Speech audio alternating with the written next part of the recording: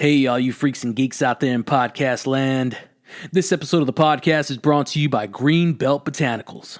Green Belt Botanicals is the most trustworthy and reputable CBD dispensary and retailer in the Austin area. And if you're not in the Austin area and you can't drop in physically to visit one of their multiple stores around the city, then hit them up online at greenbeltbotanicals.com. Whether you're shopping in-store or online, make sure you utilize the official Freaks and Geeks promo code to get 15% off at checkout. You say, Doc, tell us the code, fill us in on the juice, all right? So I got you. The code is all caps Foot Doctor 15. That's FOOTDR 15, all caps, and that's going to get you 15% off your purchase at greenbeltbotanicals.com. They have everything over there, Freaks and Geeks, from tinctures to smokables to CBD dog treats. They even have the Delta 8 strain in smokables and other products as well, like edibles and topicals and tinctures as well. Delta 8's the new wave of the future, Freaks and Geeks, so hit them up. All of their products are amazing. All of their service is amazing, from the online service to the in-store service to the delivery, the local delivery service they offer. It's amazing. Hit them up, Freaks and Geeks. Any question you may have, go over to greenbeltbotanicals.com and use that official promo code FootDoctor15. Tell them the doctor sent you. That's greenbeltbotanicals.com. Freaks and Geeks, please support the sponsor because the sponsor supports the podcast. And now, on to the show.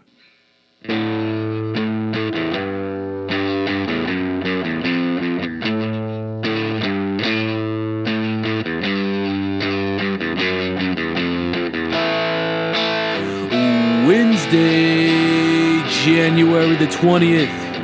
Welcome, Freaks and Geeks, to another smoke-filled and jam-packed episode of the Doctor's Orders podcast with the 512 Foot Doctor. The podcast where I sit down with some of the most creative and influential people that I know, and we share stories of the ride of life. As always, I'm your host, the 512 Foot Doctor, coming at you live and direct from the studio of Life or Death. If you're a returning freak or geek, thank you very much for checking back into our regularly scheduled appointment. If you're listening for the first time, if you're checking in for the first time, well, welcome. Welcome to the Freaks and Geeks family, and I hope you're ready to buckle up for this ride. Freaks and Geeks, this is episode number 20 of the Doctor's Orders podcast, and you know what that means. This is the final episode of Volume 2. It's been a hell of a journey, it's been a hell of an experience, and it's been tremendous revisiting with multiple people that I may know from a past, people that I'm interested in and want you to know about, Freaks and Geeks. Just some tremendous beings out there. Beings, shout out to episode number 19, Brandon Epica. Oh, that was an excellent one. At the tail end of this podcast, I'm going to scale through all of the episodes for volume number 2 and then give you some insight for what we got working with volume number 3 of the Doctor's Orders podcast with the 512 Foot Doctor. But before we get into any of that, we got to get to what's on our plate today, Freaks and Geeks. The 20th of January for the 20th episode of the Doctor's Orders podcast with the 512 Foot Doctor. I'll give you a little guest info, a little rundown. Our guest today is he's an Austinite. He's an old friend of the 512 Foot Doctor, one of the first I remember in my life. We'll talk about it in just a little bit, but old kindling, old friendship here. He's a connoisseur of art and just culture in general, whether it's Latin culture, whether it's just Texas culture, he's very, very up to date and has a lot of insight and appreciation on that. I see him as an innovator. He's done a whole lot of things. I know he dabbled into architecture in the past, and we'll talk about that. I'm very interested in doing that. But on the tail end, on the current end, he's one half of an amazing Latino coffee pop-up known as Mercado Sin Nombre, and you can catch them every Saturday at a farmer's market near you in the Austin area, and you can catch them every fucking day on the Instagram and on the social media, and we'll talk about that. But Freaks and Geeks, put your hands together for our guest today, number 20 of the podcast, Julian Maltby. What's going on, bud? Glad you could be here. How are you? How's it going? Good. How are you? Doing good, doing good. Well, we did a little catching up before this entire thing, so I'm glad you're here. It's been a minute. Man, it's been a solid minute since we just have had time to sit down. You've learned a lot. I've learned a lot. We've changed, definitely. In those learnings, there's been goods, there's been bads. If we take it back to, what's that film? Training Day. There's definitely had to have been some smiles and cries, but let's get you caught up. This is the Heinz 57 Live Catch-Up. This is the first segment of the podcast. We do this every week. Every Wednesday, 6 a.m., this thing drops, and it's the first thing everybody, they dig. So the Heinz 57 Live Catch-Up. Introduce yourself to the Freaks and Geeks. Say what's up. Tell us your name, where you're from, and what do you do? All right. Hey, I'm Julian Maltby, from Austin, Texas. And there's a lot to me, I guess. Like you were saying, moved out of Austin after high school, went to McCallum High School, went to El Paso, Texas to study out at UTEP. That's where my family's originally from. Okay. Were you 18 when you started, or were you 17 when you started college? I was 18. Okay. Yep, yeah. So I turned 18 senior year in high school. All right. Moved out there. Don't even know why. I guess I figured I had to go to college. That's the thing to do, and didn't have the grades to go to UT, so just left. But it turned into a really good opportunity. I grew a lot over there. A lot of culture up there too, bud. Yeah. But your brother went there before you, right? Yeah. So that's got to be a little bit of influence. And is your grandmother there? She was. She just passed last year. But yeah, so I still had family there. Yeah. Obviously, that was a reason I went over there. I was familiar with it. I traveled there every year growing up. So, man, buddy, our last guest, Brandon Epica, he's from El Paso. So nice. We talked a little bit about it. I think he went to he talked about some of the schooling. He went up there and talked about the train yard. We didn't get to talk about Chico's Tacos, so nice. That's pretty cool. Cool. What's that guy about? What's he doing? Man, he's a DJ in Freaks and Geeks. Go check that one out. Episode number 19 of the podcast. He's the DJ for a disco in the Dallas area called Debbie Does Disco, and he spins all fucking vinyl records. Nice, Not man. nasty. He has Cool. 3 fucking tables set up at a time. It's all vinyl. He records it. You can catch him on Mixcloud, and he has all of his mixes up there. Some of them, they range from 2 hours on the minimum to 6 hours on the maximum. So Damn. you should check that out. Cool. Some really good shit, man. But Yeah. that's what that guy was doing up there. I think he was from there, so that's pretty cool. But tell us about that from your perspective, going through education up there, man. Were you on campus, or did you get down with the grandma up there, or did you have a center? Because when I went to college, I really didn't have an anchor. I don't want to say anchor of support up there, but it was tough. It was meeting all new cats, that freshman year, the dorm year for myself. It's this is the first thing, we're away from the high school group that we got to know for that small town, not necessarily small town for myself, but on the Austin spectrum, a little larger unit for yourself. So tell us about that. Yeah, I mean, UTEP, where I went to school, they didn't have that first year thing where you have to live in a dorm. Okay. So I got an apartment using my parents' help because, what am I, 18? I don't know. Yeah. Don't have a job that can support all that, but I definitely did have that anchor. My grandma was there and still had family. So it was a little bit of a transition. Yeah. It wasn't as hard as just going up you're in Denton, right? For UNT. So yeah, I can imagine that's a little bit harder just not having anybody there. Now, had your brother already graduated or not?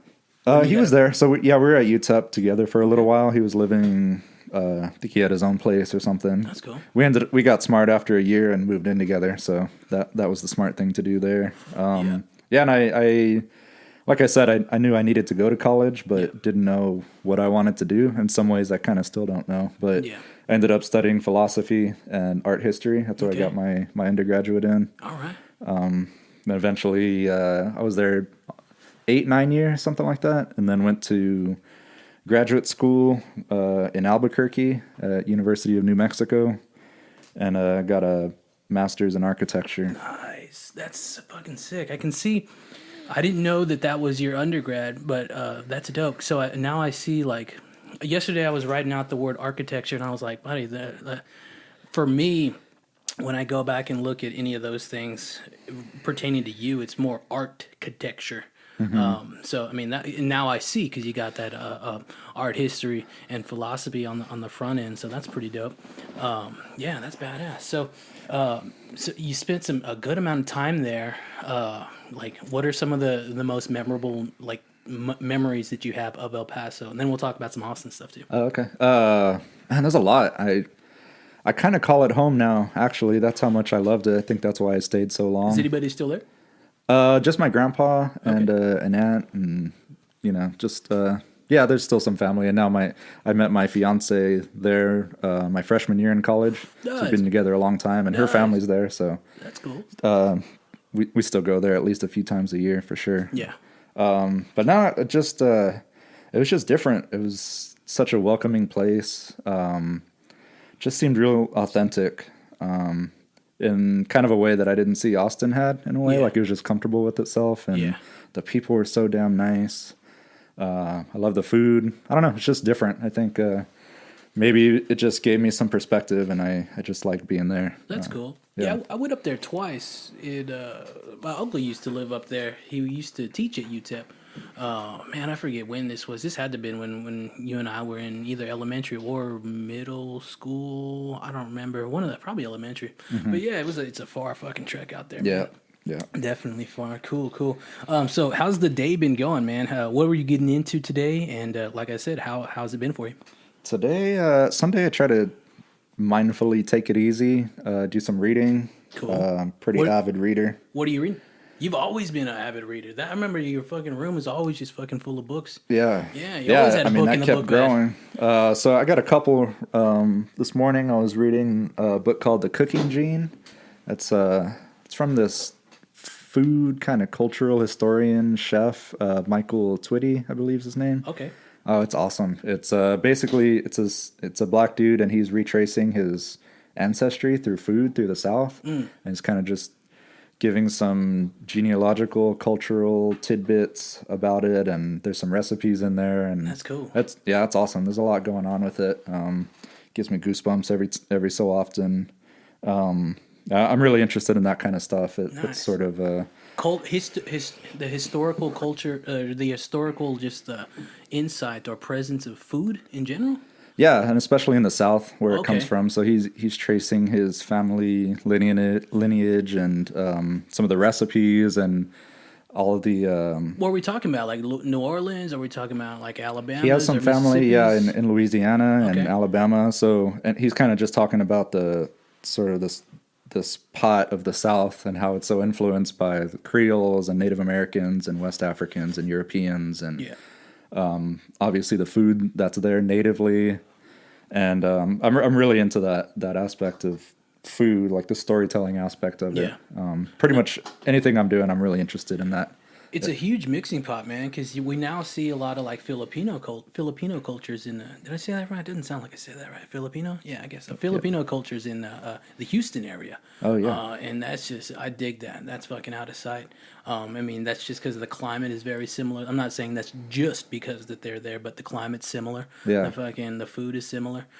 So that's pretty cool. And Houston's a fucking huge melting pot as it is. For sure, yeah. And they got some bomb food too. Vietnamese food is awesome there. Something I wish Austin had a little more of, some Vietnamese food, but it's great there. Do you get down with 888? 888? Yeah, no, on Old Torf? I don't make my way down south too much. Hit that one up, man. Okay. That's a good. What we call it? Vietnamese. It's got some Thai. It's a hot spot. They do a whole lot of shit, man. They do some Thai food. They do their take on Chinese food and stuff like that. They got the hot pots. They have a whole bunch of stuff. So check that out. If are you central or are you where are you? Are you by West Campus or something like that? I'm just at I guess you'd call it North Campus. Like 38th and Duval, Hyde Park area. Got a nice little house there with my fiance Miriam. Okay. Now, is that the same Duval? See, this is a huge question. I mean, as Austinites too, is that the same Duval you grew up on? It's not, right? Because there's like two Duvals, right? There's Duval Road and Duval like Street, or what's going on there? That kind of confuses me still. So I know I was just driving down 183 the other day, and there's a Duval Road way the hell out there. I'm like, that's not the same one. So I did grow up on Duval Street. That's just north of Koenig. And I guess it's the same Duval. I don't, so that's because I think it kind of ends and runs into like the gas company, and then maybe it starts up again. Yeah. I'm not sure. Yeah. But I think it's the same. That's crazy. Y'all still got that house or what? No. My mom remarried, I think my senior year, and moved in with her husband's into his house. That's cool. But still north. I think he's over there by McCallum High School. All right. Over there in Brentwood Were y'all owning area. that house? That was a jam house. No, we were renting it. Okay, that was a sick ass house. Yeah. That was eclectic as fuck. Yeah. Had so many different like times all in one. Yeah, old ass wood floors and all that stuff. I wish. I mean, if we tried to buy it now, it's like, nah. Yeah, and it was like tucked off, like right there, little bend. It was on a little bend. Yeah, railroad tracks in the behind the backyard. Yeah, that's fucking fun little spot to grow up. Hitting the fucking walls, jumping the fence, hitting the wall. Yeah, going up and down the railroad tracks. That was awesome. That's crazy. Long time ago, but that area has changed a whole lot now. Yeah. It's not even, doesn't even look fucking anything like it. But yeah. Oh, buddy. So let's see. So good on the week. Let's see. So you talked about philosophy and you talked about this art history. Like, what got you into that? Like, why'd you take off into that? I'm not really sure. I don't know, any teenagers kind of looking for answers, and I had, guess, a little mini family tragedy with my grandpa dying, and for whatever reason, I was attracted to some of those books at Barnes and Noble, philosophy books. And what are some of the hot ones what are hot books and or practices and or just philosophers? So on that occasion when I was over there and he passed away, my grandma just told me to like go to Barnes and Noble, get a book, take your mind off of it, and I went straight to philosophy section because I knew it was hard as hell, and I'd have to put all of my mind into it to get something out of it. Yeah, I took a few classes on the college level. That's the first time I really dabbled into it. Yeah, obviously it's a lifelong pursuit. It could be. So I got this book, Critique of Pure Reason. It's still, I read it a couple of times because I go back to it all the time. It's by Immanuel Kant, written late 18th century. And he does a lot. He's a huge figure in philosophy. But what region would he have been in the globe? It would be Germany now. Okay. But yeah, just a old dead white dude. It's most of Western philosophy, right? So, but he's super influential. Changed the way we think. Yeah. Philosophically in the West, and I still have that book and love it. And I just think I like the challenge of it, and that's cool. Thinking that if I could figure out this text and read it and understand it, then I could understand something about the world. Yeah.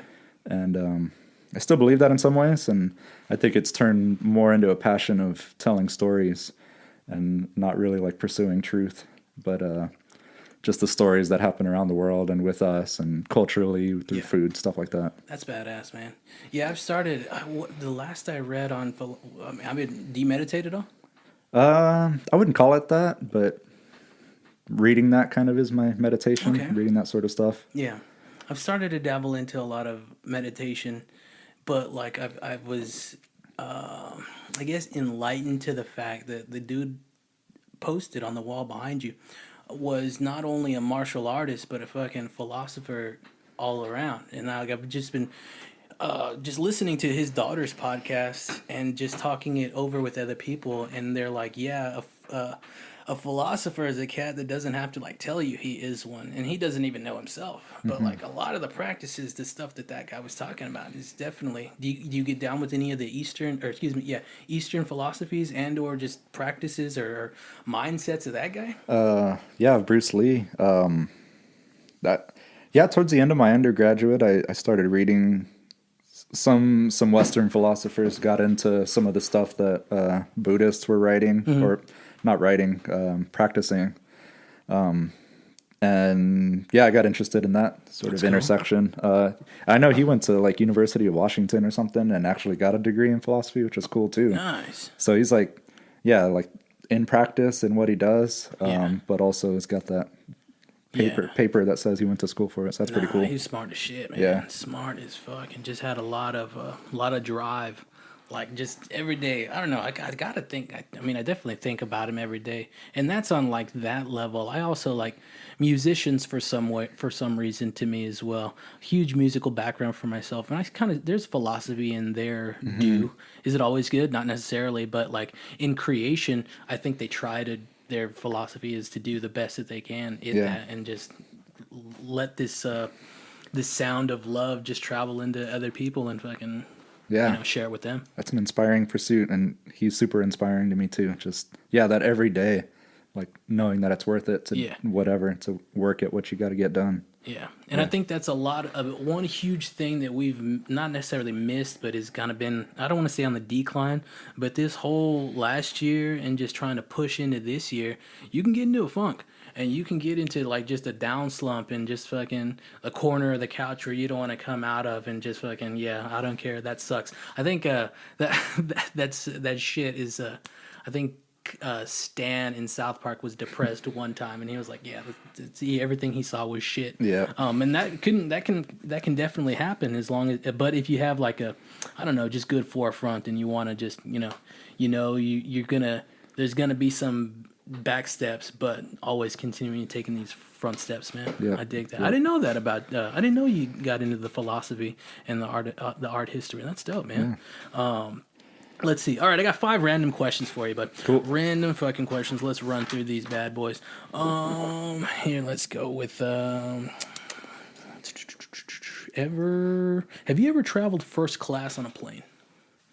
No, man. No. No. Have you ever traveled on a train somewhere long distance? Train. Not long distance, but I was living in Baltimore before I moved back here in June. And just taking train to New York or DC. Okay. Got that little transit system going, so that was cool. But nice. nothing long. It'd be cool to take it out west somewhere. Yeah. Old school train out to El Paso or something would be awesome. But no, I never have. Saying. Yeah, my mother took one up to Chicago. Like it took a few years ago. That's a popular spot to take a train to in Chicago, but it took a long time. I think she said it took like 31 hours or something like that. Damn. She was, that's a lot. A lot. All right, man. So you spent some time out in El Paso. You ever seen any UFOs and or like, I don't know, ghostly apparitions, spirits or anything like that? What's going on with that? I don't know, Paso. Or just in general, too, because you spanned, like, you just dropped Baltimore. That's an old fucking spot. New Mexico, you know what I'm saying? That's an old spot as well. Like anything? Man, I don't think I want to believe like it says, but I maybe that's why I don't see anything. But I love the stories, it's so different too. Like they got Baltimore's got Edgar Allan Poe, and it's just like creepy vibes. There's stuff on Netflix you can watch, like true crime type stuff, unsolved mysteries, whatever. But I love that stuff, and it's, even in the desert, like in El Paso or New Mexico, there's so much of that stuff going on. Did you ever go to Lincoln Park? Drove by it, drove through it, tried to find that little spot where that happened, and that's just fascinating. I mean, it's spooky if nothing happened there. But the fact that something did, it's like, damn. A lot of, who knows how much? Like, how big is it? As far as like, is it? I mean, it's kind of like a state park sort of a thing. Like, so it's pretty big. Yeah. And up on a hill. So. All right. Do you know who Dan Bell is? Dan Bell? No, who's that? He's a cat from Baltimore. He does a lot of that. Like, I don't want to necessarily say paranormal, but he's definitely a documenter of history. So a historian, but he fucks with like abandoned structures, fucking abandoned malls, he does some. He's been to a lot of the spots in Baltimore. He lives there and stuff like that. Grew up there, so that's interesting. Check him out, Dan Bell, and Freaks and Geeks as well. Check him out if you're interested in the whole like urban exploration. That's one thing I've started to, I don't know, kind of dig on within the past, I would say 5 years. For sure. Baltimore is the spot for that. There's, historical and non-historical buildings. There's just so much abandoned. That city's awesome. I love it there too. I was only there for a year, but what took you out there?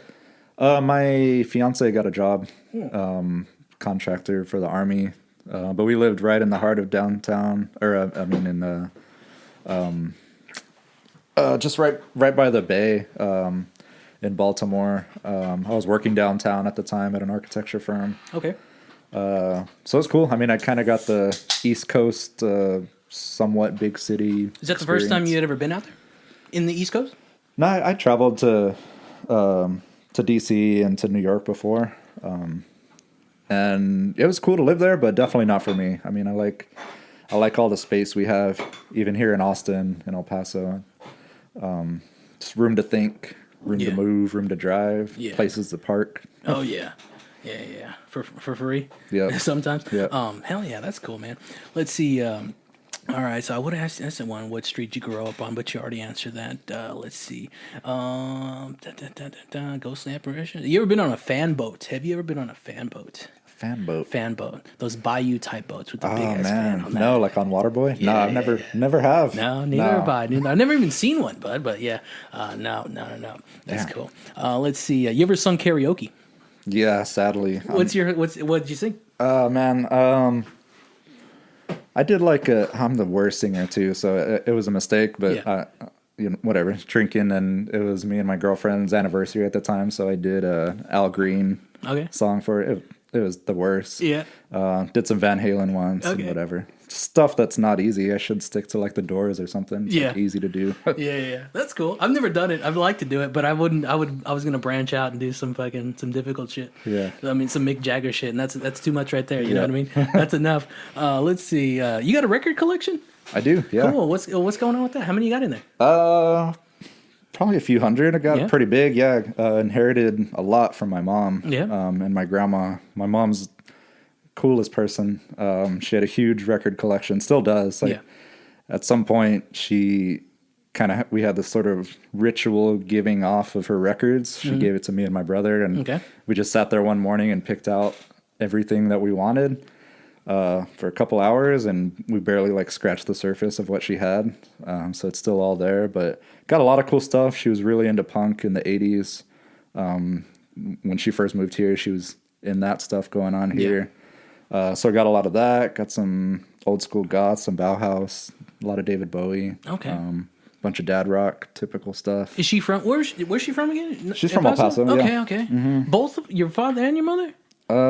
Yeah. Okay. Yeah, and then they moved here in the 80s. Did they know each other? They met in El Paso. Yeah. Oh, okay. I got you. Okay, so they moved together. Okay. Yeah. Cool. In the 80s. Yeah, I think that's what the time. Probably my father came in here. Mother was born here, so. Oh, nice. Yeah. All right. Okay. Cool. Nice. What's your favorite? What's your favorite way to listen to music? Definitely on vinyl. Got a sweet receiver that I got picked up in Albuquerque. Had this dude fix it up for me, and just hang out, hear the crackling. Yeah. And the process of doing it. I like the process, the touch. You a concert goer? Not so much anymore. Yeah. I mean, obviously not now, but even before, I kind of wasn't. Yeah. I don't know why. I don't know. I guess I'm just a bummer. I don't know. That's all right. No, you don't. No, you're good. You ever been part of a live studio audience? You know, a game show, SNL, anything like that? No, I wish. I thought I was going to be a part of the Daily Show up in New York. Yeah. We went up there. I was visiting my uncle in D.C., rode the train up to New York because he got my mom tickets to go see that for her birthday. And then it turns out when we get there that I had to be 18 to be in it. So I was like, damn. So it was cool. Got to explore New York a little bit on my own, but no, never have. Dang. All right, let's wind this one down. What movie can you watch over and over and over again? Damn. Or plural. Man, I got a lot. I just watched White Men Can't Jump again, and I could watch that all the time. Yeah. Sidney Ding. Yeah. Sidney. Oh, man, that's a good one. And, speaking of live studio audiences with the Jeopardy and everything, thought that was cool. Yeah. That was great. I forgot about that. What's her name? Rosie Perez. Rosie Perez. Yeah. Billy! Yeah. I don't know. I guess I watched it last weekend. It was on TV, and movies on TV take 5 hours to get through because commercials. Yeah, but I don't even care. I watch Shooter every time it's on that because it's got that sweet conspiracy theory stuff going on. You get down with that? Yeah, I mean, not wearing tinfoil or anything, but I love that kind of stuff too. Just shout out to Sam Tripoli, Tinfoil Hat Pocket. Yeah. You got a favorite one or ones? Conspiracies you get down with? That's been a topic I've wanted to talk about, and a lot of past guests have been like, "Yeah, fucking talk about it, go." So this is a good one. Damn, I don't think I could. I mean, I get down with the ancient alien stuff. Uh-huh. Just I think because of more like the anthropological Yeah. and cultural stuff. It's just cool to think about all like that Mayan Yeah. things. I Oh think. yeah. Yeah, that's cool. The whole pyramids and the fucking just the reoccurrence of a lot of these similar practices and or structures that are scattered throughout the world. Yeah. And like how'd they all know? Yeah, You know, yeah. did they talk? And if they talked, how? And if they shared information, how? Yeah. Like, you know what I'm saying? Yeah. I always like every few years get back onto Wiki and start reading about like JFK assassination stuff. That's Yeah. fun. Yeah. And speaking of Woody Harrelson, White Man Can't Jump, like his dad was from El Paso, and he was one of the people who's accused of murdering JFK. Really? Yeah, and he actually killed a federal judge in El Paso too. We're gonna have to check that out. Yeah. Holy shit! Did not know Random that. little story, yeah. But I love Woody Harrelson. Yeah, man. He's Woody's good. great. Love Woody's him. fucking tremendous. Yeah, he has a really interesting life too. Yeah, he listens Seems to the like a crazy podcast. dude. He does. Nice. Oh man, yeah, no, Woody's fucking great. All around, I like that shit, man. I dig on Natural Born Killers. You go down with that? I actually haven't seen that. I don't know why. Watch that. I know the cover. Just walking through Blockbuster, seeing it all the time. When I was Watch little, that. but, okay. Oh, him and fucking Juliet Lewis. Yeah, Juliet Lewis. She's a killer. She's a standard for the fucking movie scene back in the 90s. Fucking, who else makes an appearance? Robert Downey Jr. makes an appearance. No Respect. Dangerfield makes an appearance. Cool. Okay. Yeah, he's in there. There's a lot of good shit in there, man. That's a good one. That's a twisted one. You'll have to, it's not like, it's written by Tarantino. Oh, is it? Yeah. Damn. Okay. Yeah, he wrote that one, and that's one of the ones that he didn't direct, and he also didn't. I don't know if you've ever seen is it? Come on, say the right one. True Romance. You ever seen that one? No, I haven't. Yeah, he wrote that one as well. Nice. So those are good. Those are really good. Those are jams right there. Cool. Fuck, man, that's cool. Let's see. All right, so this is the last one on the live catch up because we got to move on. In the past 20 days, now I'll back up a little bit. When I first started this podcast, I gave my first guest 9 months because we started in September of last year. But you get 20 days because it's this year. It's 2021. In the last 20 days, have you picked up on any new just practices in life, whether it be routines, whether it be hobbies, whether it be appreciations? What you got? You picked up anything new? I guess I kind of alluded to it, but I should do it more often. But on my Sundays, like to mindfully just relax and be aware, read, cook some breakfast. Made some pancakes this morning, but just get the week going. Yeah. Kind of start the next week, end the last week, sort of thing. Yeah, I agree. I dig it. You don't roll on Shabbos, man. Yeah. But yeah, that's what like I was saying before with the whole consuming of libations and stuff on Sunday. Mm-hmm. Every outside of that box, I don't do it, and that's my day to do exactly what you're talking about, the catch up day. Nice. And then Monday, it's just like fucking getting right back into it. Hell yeah. All right, man. So that was the live catch up. Next, we're going to talk about the travels and the lessons of life. Again, you've alluded to this a little bit so far. So let's see. You've lived in a lot of states. Just share us like your venture. You hit El Paso. Aside from Texas, you've lived in Baltimore and you lived in New Mexico. Have you lived anywhere else? Besides there, nope. I did a little internship working thing for 3 months in Mexico City. Okay. I don't think that counts as living, but I was there for a hot minute, and that was pretty cool. That's cool. But now Southwest, and then little hiccup of Baltimore. Yeah. Yeah, that's crazy. Man, let's see. So you studied architecture. What got you into that, man? Because we parted ways in the 5th grade, I believe. Yeah, for the most part. Maybe saw each other once or twice. Yeah. But as far as education and our lives and the whole unit, mm-hmm. And learning and developing and shit like that, yours went down in Austin and mine moved out to Lockhart. You went to a middle school that was like a magnet school. Why'd you choose that? Why'd you choose to go there? And then why did that lead into the other art-based school? What was your pursuings in those phases of your life in the middle and the high school? Yeah, I went to Fulmore.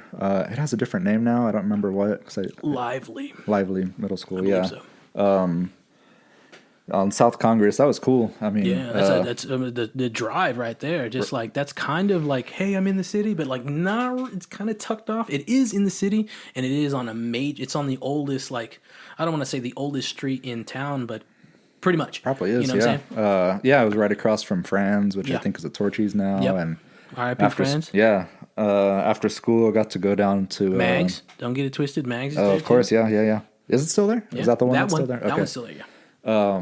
Yeah, and they had like what's it called, Electric Ladyland or whatever, the costume spot and Yeah. toy stores. So that was cool. Yeah. And I was riding the bus, the number 1 bus up Lamar, goes right in front of the Capitol up to Fulmore.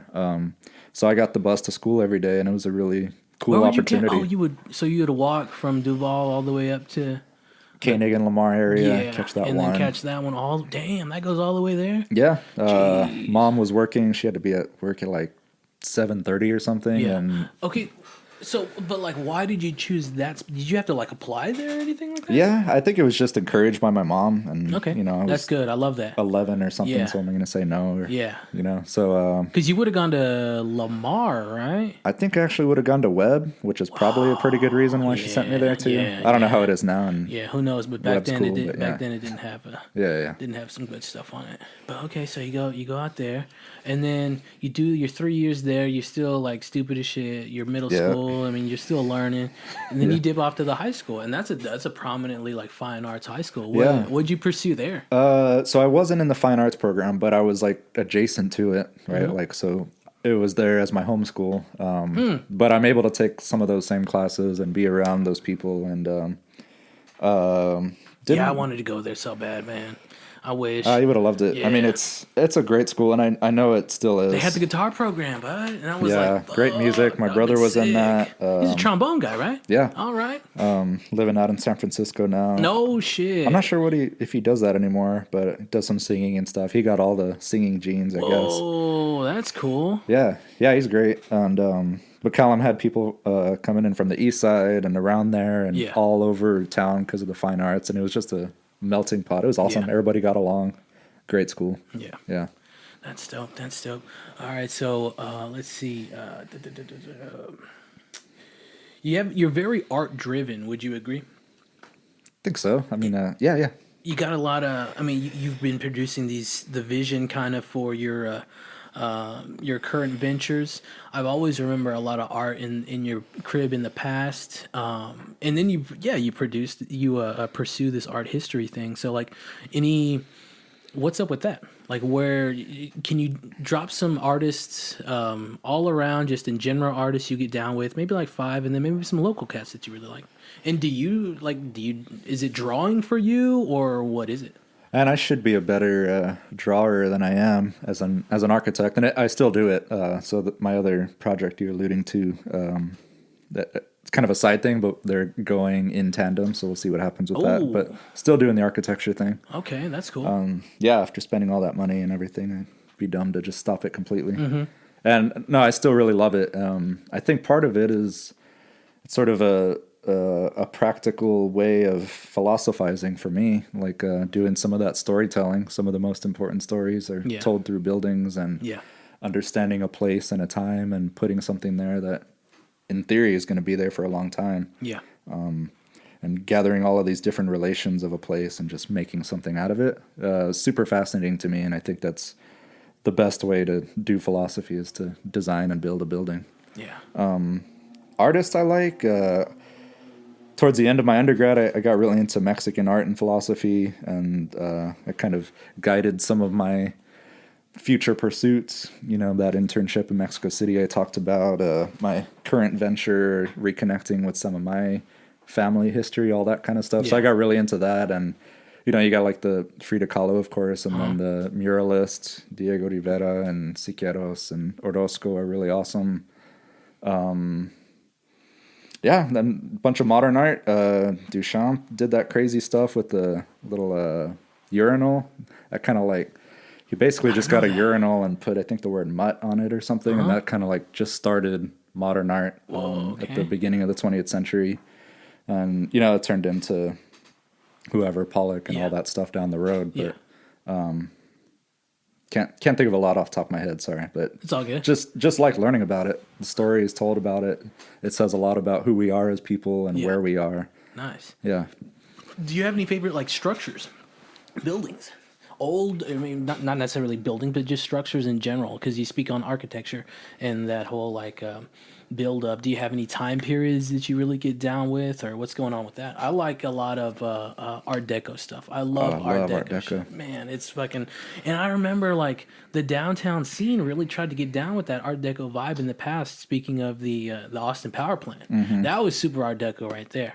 And then you venture. I mean, we're leaving the area, but you venture off into Dallas, and then you get to this Cotton Bowl, and that's Art Deco the fuck out. Yeah. But on that retrospect, I get down with the Art Deco. But I also like my favorite building is the Flatiron Building. Oh, I yeah. love that one. a Just good the one. way it looks, that's tremendous right there. But what about yourself? As far as like styles, and do you have a favorite structure? Let's see. There's some, since I lived in Baltimore, I got to go to New York, and that's just the place for architecture.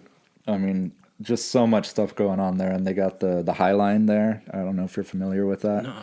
That's like it's an old like elevated train track that they turn into a public park, and it goes through like Okay, no. southwest Manhattan. All right. And you're basically just walking through a park, but like amongst the buildings. Like they're right there next to Whoa, you. that's cool. You're elevated, so you're able to see them. There's a bunch of stuff going on. We'll have to ask a buddy about that one. Yeah, that's great. I like a lot of Mexican architecture for sure. That's why I pursued that route. Yeah. The really great scene going on there, just like materially and just culturally. They're drawing on their history and some of the things that they have available and some of the knowledge they have. Yeah. There's just great stuff going on there. Yeah.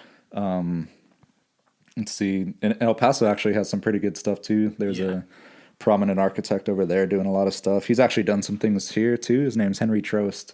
And the Driscoll. That's a jam spot. Yeah, that's him. He did Man, that. that's a beautiful building. Yeah, definitely. That's one of my favorites in the city as well. yeah, that's a great one. spot. I hear that has some haunted tales too, doesn't it? Something? Yeah. Old building, man. Yeah. Yeah, that spot reminds me of fucking not the Overlook, but the what's it called, man? The it's called the Overlook in fiction, but it's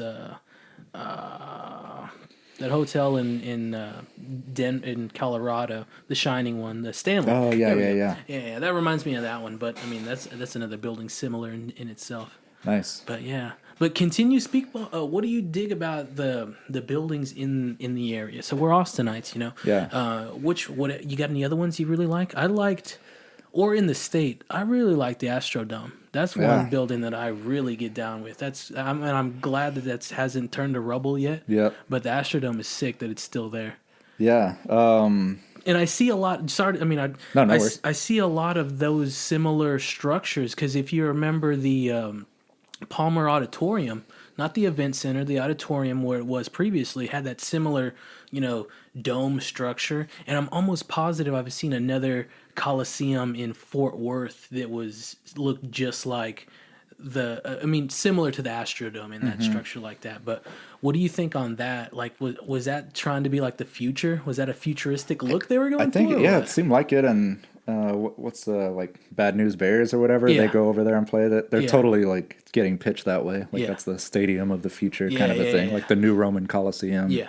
In, like, the biggest state, whatever kind Yeah. of thing. So it seems like it, yeah. And same sort of the Alamo Dome is kind of crazy like that, too. Yeah. Not much of a dome, but crazy big.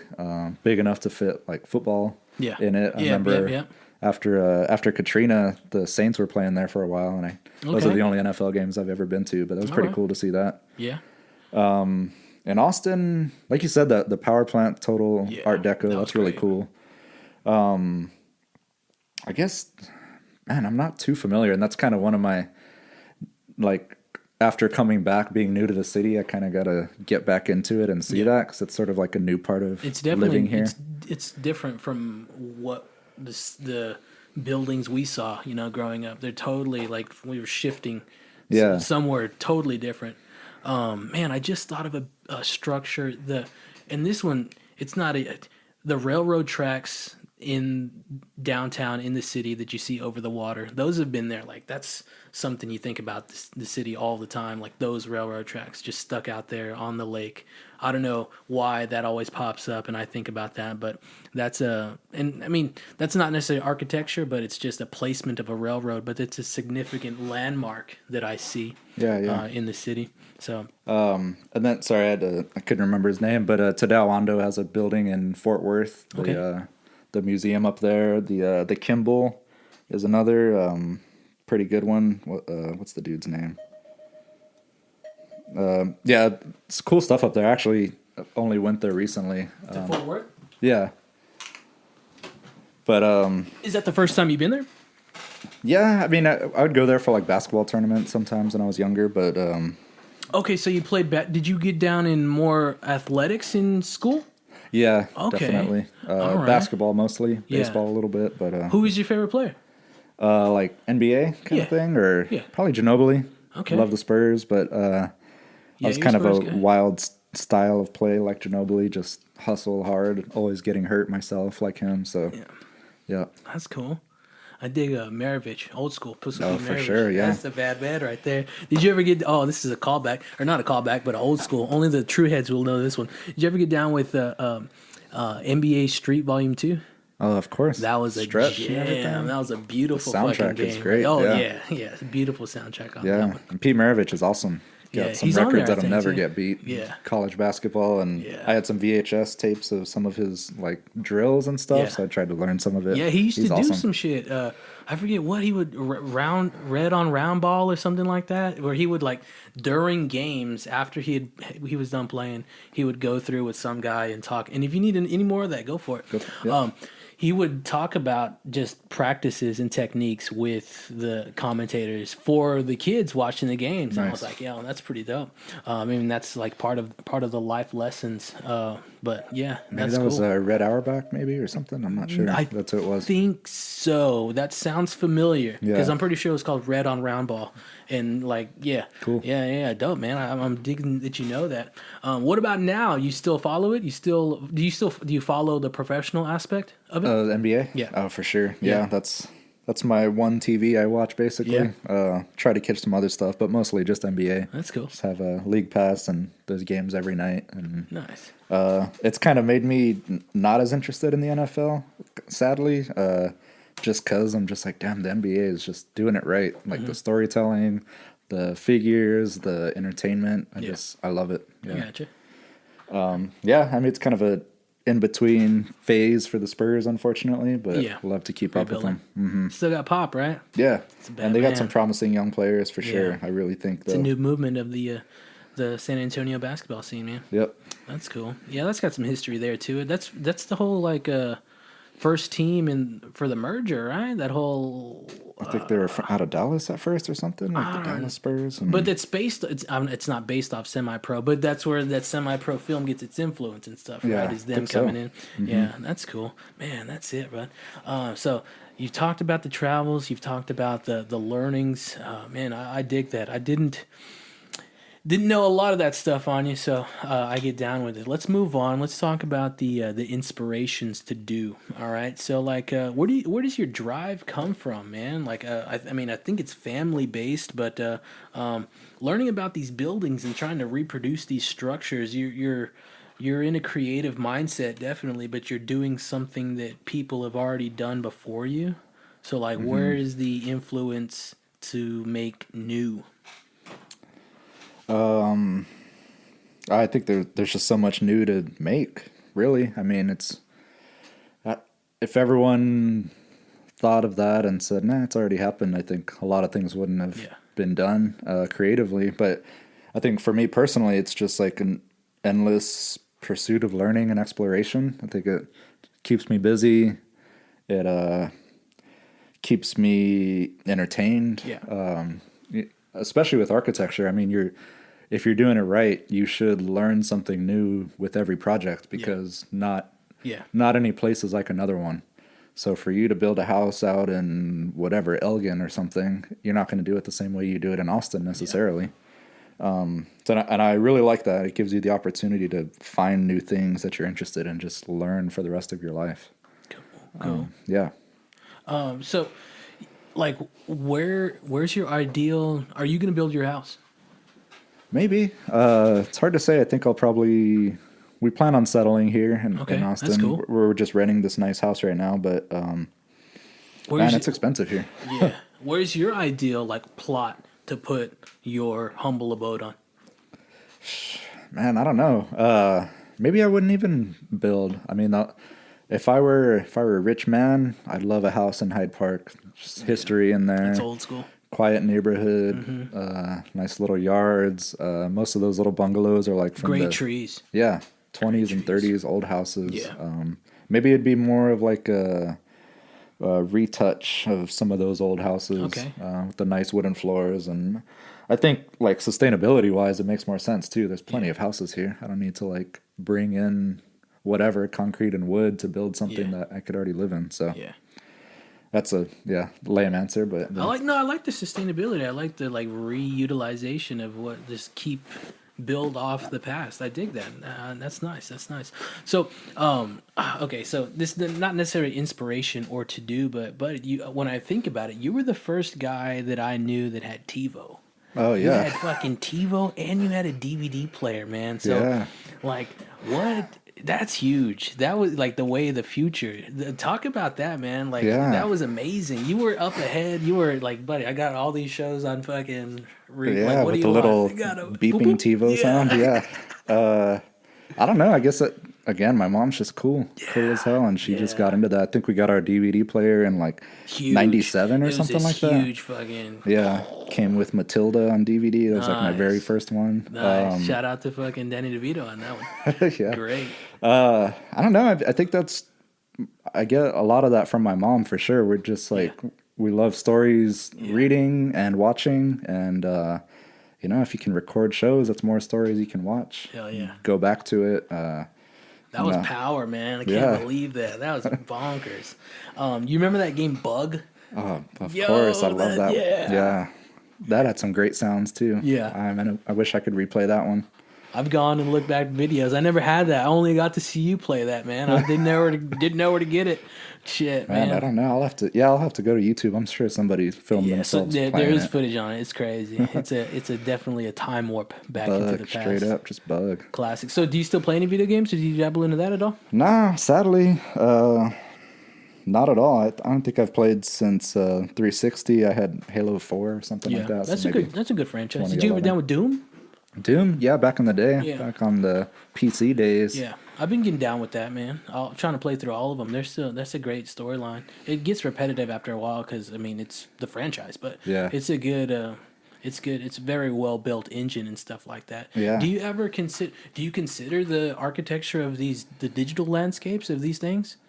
Not in video games necessarily, but I think that's part of the way it's taught in school now is to think about it digitally because you can show somebody digitally what this is supposed to look like, this building that we're designing for you. If you can make it in a 3D rendering, you can give somebody some VR goggles and they can occupy the building basically. Yeah. So that's kind of a part of it, and the theory behind that is super interesting. Do you make any models? Have you made any models in the past? Like some physical ones, or some? Yeah, some physical models of like what you wanted to create, or just physical models of not necessarily like again what you wanted to create in a building and or art itself. Yeah, definitely. They push that on you at school for sure, and I'm not sure I would recommend architecture school. It's not super easy, and they'll tear you down. Yeah. Actually, not. It's not a lot of numbers. It's like art school. But part of building a model, like a physical model, is if you're cutting pieces of cardboard together, and it gives you an idea of how long something needs to be for it to span, for it to stay up, or whatever. So, I mean, if you can build it with something that's a miniature version of a large column, then it's going to make sense, at least partially, and then you can figure out some more of the specifics. So you got to find ways for the little models' walls to stand up, and then you can go from there. So they definitely push that. That's cool. So I got to looking, and this is a new thing. You got a lot of ink, man. Talk to us about some of these tats you got on there. You got a lot of cultural backgrounds. Is that a Picasso joint? Or is that based off Don Quixote? Or is that just a box? This one? Yeah. This is a cross section, which is a building basically where you slice through a build. It's a drawing of a building where you slice through it, and it's a way for you to see what's happening inside. Whoa, that kind of reminds me of the windmill. That's why I picked that off. Oh, okay. Yeah. This actually is kind of related to Don Quixote All in a right, way. that's cool. Yeah, that was the first building that I ever drew in school. All right. Some of my friends and I got it. Got some "Hi, how are you" on here. Yeah. Just an old school part of Austin that I love. Actually, the last concert I went to before shutdown was in Baltimore. Mm-hmm. It was right after Daniel Johnston died. And Beach House, who's from Baltimore, they put on a little private show playing Daniel Johnston songs. It was incredible. That's cool. So that was a good way for me to go out for the year. Is that the only arm you got the ink on? Yeah. Right. Just this one, kind of just some fun stuff. A lot of, Mexican and Mesoamerican type stuff. Got the Colorado River and the Rio Grande River. That's cool. Sort of like the partial outline of Texas. That's cool. Is that Blue Bonnet back there? This one back here? Yeah. This is... no, not that one. But that's cool. There's what is that? This one's a creosote bush. Okay. If you're ever in the West, in El Paso, when it rains, the moisture, it makes this flower smell and has this really like specific pungent smell. Yeah. And it just reminds everyone of rain, but it's a pretty cool little plant. That's dope. Yeah. Cool, man. Yeah, I want to talk to you about those tattoos. You talked about the books. What about the music? Do you know what the intro song for this podcast is? Yeah. White Stripes, Dead Leaves, and Dirty Ground. Yeah. I love them. That's great, man. I have to cut that. I have to. That's myself playing it, of course. But I think you introduced me to that band. Oh, nice. Yeah, and I remember. I don't know where it's at right now, but I got that CD. I've purchased it twice in my lifetime. White Blood Cells? Yeah, White Blood Cells. Never got to see them, but yeah, that's a hell of an album. Yeah, I think that came out when we were in 5th grade. Something like that. Again, my mom, she's just She fucking put you cool. on them? Yeah. Yeah. I remember took a little day trip to Houston to go to NASA, which was a bummer. I thought it'd be cooler, but it sucked. But we stopped at what's it called? There's some little music place right on 42nd and Burnett, across from what used to be the Alma Tree. There's a little CD warehouse, maybe it used to be called. Okay.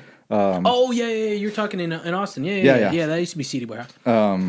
So she picked up that, which had just come out, and The Strokes' "Is This It?" and still two of my favorite albums of all time. Just so good. That. This is it. I'll have to check that one out. I haven't heard that one. Got down listen to The Strokes, but yeah. Oh man, yeah. I have to thank her for fucking putting. Same, man. That's a tremendous I'd have album. some shitty taste in music if it weren't for her. Oh boy, what about movies and what about film, man? So what's going on there? What have you got down with, and what still sticks with you? For some reason, I wrote down Kubrick when it came with you. I mean, whether it was The Shining, whether it was 2001, I think you got down with that. But talk to us about film and the movies, and so this is just building off influence as well. That's something I'm gonna take some time to get more versed in this year is films. It's just a whole other thing that can just take up a lot of my time, but I really want to, because there's a lot of stuff out there I don't know. But yeah, I've been down with Kubrick for a while. Had the DVD set of his collection back in the day. Back when that Orange motherfucker was probably $200. That was because when they sold box sets back then, they were pricey. Yeah, especially on DVD, and it has all special features for the first time. Yeah. Stuff. But 2001, one of my favorites. It's so good. Saw it as your background. Oh, yeah, but it's there. That's a great one. I love that film. I think have I seen that in the movie theater? No, I want to. I wish. I think Draft House was just doing it recently. Yeah, I think that's one of the ones I haven't seen. I've seen Shining in the movie theaters. I've seen that at the Paramount. I saw Goodfellas at the Paramount too. Oh, nice. That's a good one. Badass. Yeah. I just rewatched that one last year, just in bed. Yeah. It was awesome though. Tremendous. Yeah. Made me want to go make some spaghetti. Yeah. Slice a little garlic up with a little blade. Little blade. Let's see. Do you like? So you like the whole wise guy stuff? Those films? Yeah, for sure. I actually haven't seen Godfather for whatever reason, so I'll spend some time with that. That's part of my little year resolution. Yeah, that's probably good. Good One and little, two is good. Two is really good. Don't really have any discussion points on three. It's not the biggest thing, but they really recently redid it. Like Okay. I don't know how to. I think Coppola. I don't know. I can't explain it really, but it's like a redux. So Yeah. we'll see what's up with that. I'm gonna give it another shot, but I wasn't super into The Sopranos. Yeah, you gotta I give got it another about like shot. 15 episodes in, but I'm super excited about the movie I'm that's good. coming out. That's cool. I'm glad you brought that up, man. You should. What I would recommend is this. I've been listening to a podcast that they do. Michael Imperioli and Steve Sharippa. Shout out to them too. They listen to the podcast, and they do a podcast called Talking Sopranos, and they go through each episode. We've talked about it before of this series. They have a guest that takes up the first like 30 minutes, and then they don't read the script verbatim, but they read along the script, and they talk through the process. They talk about the movie or the music that goes into it. They talk about like acting with those people and stuff like that, and like just the not the it's partial philosophy, but also what's the other one? Not philosophy, but psychiatry behind the entire. Or not psychiatry. Is it psych? Yeah, I guess so. Psychology. Yeah, there we go. Something There we like go. that, Thank you. There's a psychiatrist there, so I can see how. Yeah. So off that whole thing, and yeah, it's really great. So I would definitely recommend it. I love shows like that. I love pilots. We've spoke about pilots in the past, but that's a hell of a pilot. Yeah. Man, that's cool. Yeah, definitely give that a run. And I dig that you bring up the film because why do you want to see the film? What excites you about the film? That I know they're gonna do a good job with it, because they just wouldn't do it if they wouldn't bring it back and try to mess with something that people just adore so much unless it was worth it. Gandolfini's son is going to be in it, like as a young one. It didn't get more perfect than that, I don't think. I don't know. Yeah, just seems exciting. I think part of the reason, maybe I'm just kind of impatient now, but maybe part of the reason I wasn't digging The Sopranos is it's a little slow. And like compared to Breaking Bad or something like that, it's just faster paced, more like direct, exciting things happening every episode. And I think when I watched it, I was still in that mindset, like, come on, man, I don't care if your family finds out or not, Yeah. But I think reading about it and listening about it, I'll be able to appreciate it more. I like the cameos that the show features. There's a lot of cameos from films Lots of past. Goodfellas stuff, Lots for of sure. Goodfellas stuff, and just a lot of some really good stuff. Check out that podcast. Cool. What's it called again? Talking Sopranos. Talking Sopranos. This is a plug. It's usually not a plug for the stuff that we talk about. Yeah, this is a plug for Talking Sopranos. To get down with them. They're really good. Let's see. All right, man. So there's some inspiration. There's some of your education. There's some of your travels. Let's talk about what you're doing now. So you're doing a pop-up, not production, a pop-up journey with some Mexican things that you've appreciated. Well, let's talk about coffee before we go into the pop-up. Okay, cool. Did you have coffee this morning? Of course, yeah. How many cups do you have a day? I actually just have one small cup, yeah. The opener? And sometimes I don't even finish it. Yeah. I don't know why. Yeah. Okay. How do you brew it? Right now I have this thing called a Ratio 6. It's kind of a fancy automatic pour over thing. I sound like a douchey hipster, but I love that stuff. I love gadgets. And I got a sweet ode grinder, which is just like this really nice, beautiful little grinder that is quiet and just looks like futuristic, and it's great. So it basically, the Ratio 6 just does an automatic pour over for you. Yeah. And I don't have to sit there and do it myself. Okay. Yeah. How do you like it? It's good. It makes my life easy. It's meditative, tastes delicious. Yeah. Get all the flavors out of it that I want. I had this really nice cup of Kenyan coffee today that my uncle roasted. He does that on the side on his own too. So, part of the little venture you're talking on, Sin Nombre, we highlight Mexican coffee beans. We get it imported, and then we roast it here in town. Is your uncle the roaster? He helps us. It depends on how much we need, because he has a little mini, like 3 pound roaster, so you can't do too much with that. It's only 2.5 bags or whatever. So Yeah. we have another spot north of Austin that lets us use their big roaster. It can do like 10 pounds at a time. That's cool. Yeah, but the idea is like there's a lot of good beans that are being grown in Mexico, and they're not doing it just to produce mass, chocolatey plain coffee anymore. Yeah. Like they're really experimenting, playing with different processes, and trying to get different flavors extracted out of them. What do they call that? What kind of farm? What do they call? I mean, because you got like a winery, you got like I don't know. What would you call a field? It would just be a coffee farm. Coffee farm. Okay. Wouldn't really. I mean, unless it's like a huge production, there's not much to see because they just have trees, like acres of trees, and then So the bean comes from a tree. Yep. Okay. Okay. And it's a seed, so it comes inside of like a red cherry thing, and then the coffee bean is the seed of that cherry.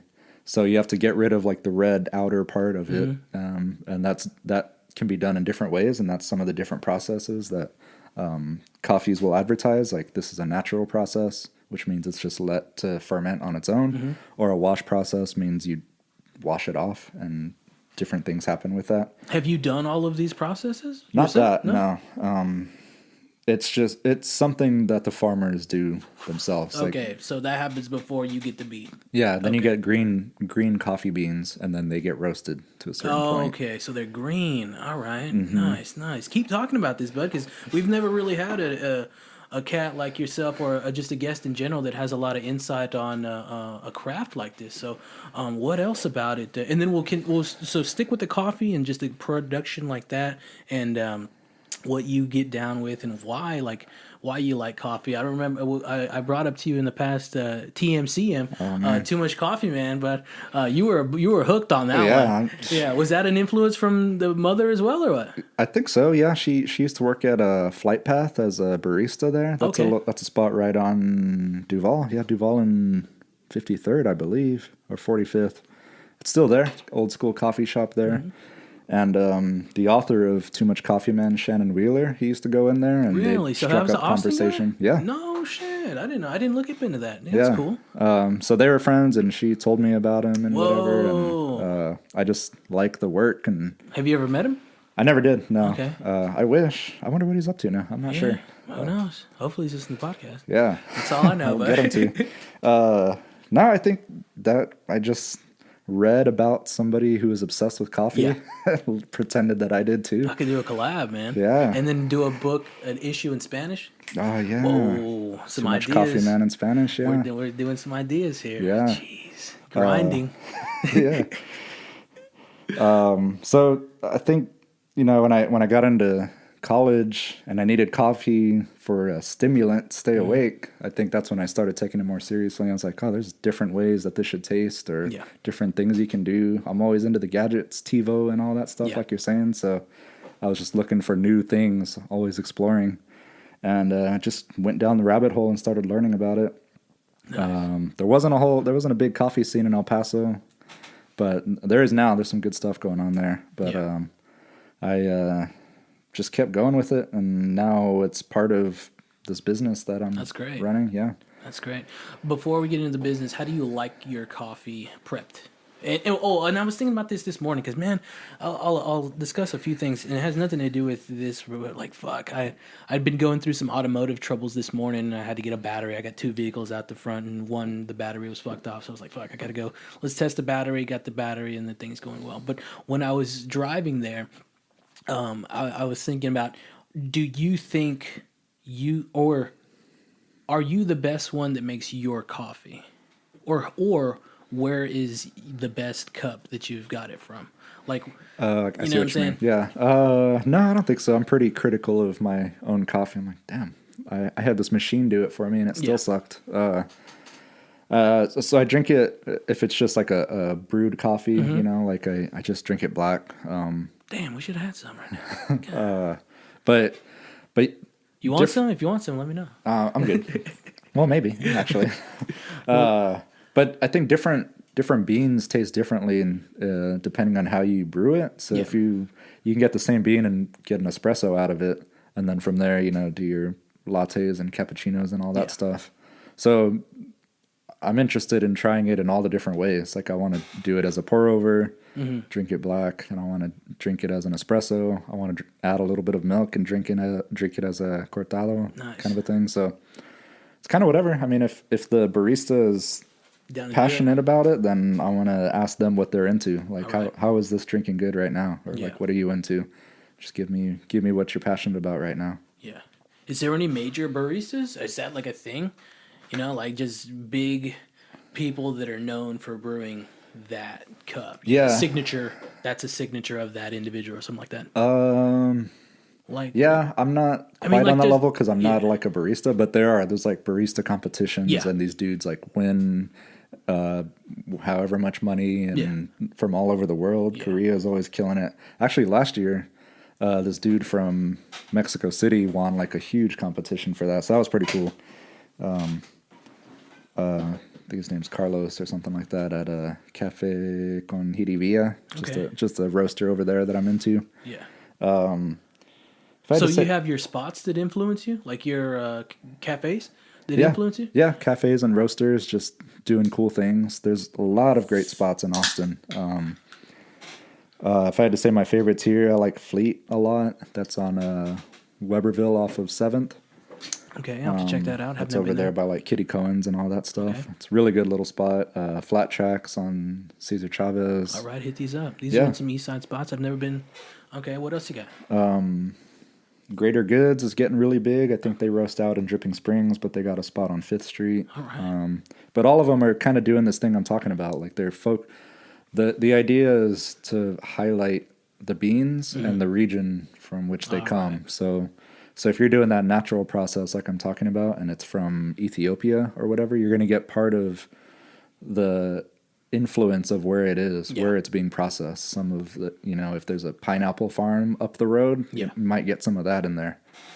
So it's about appreciating where they're from rather than, I think the old school mentality was sort of exploitive, like just Brazil just pumps out coffee like crazy and they make the most coffee in the whole world. And it kind of tastes the same because that's how they make their money. But now there's money to be made in appreciating some of that stuff. That's the same way you would like a scotch and you can taste different things in it, or a mezcal. Yeah. Stuff like that. There's like the terroir or whatever of that spot. Have you had do you know anything about Cafe Du Monde in New Orleans? New Orleans? Yeah. You ever been there? Yeah. Yeah? What do you think on that? I thought it was really good. Of course, the beignets are awesome. Slammers? I like the idea of it.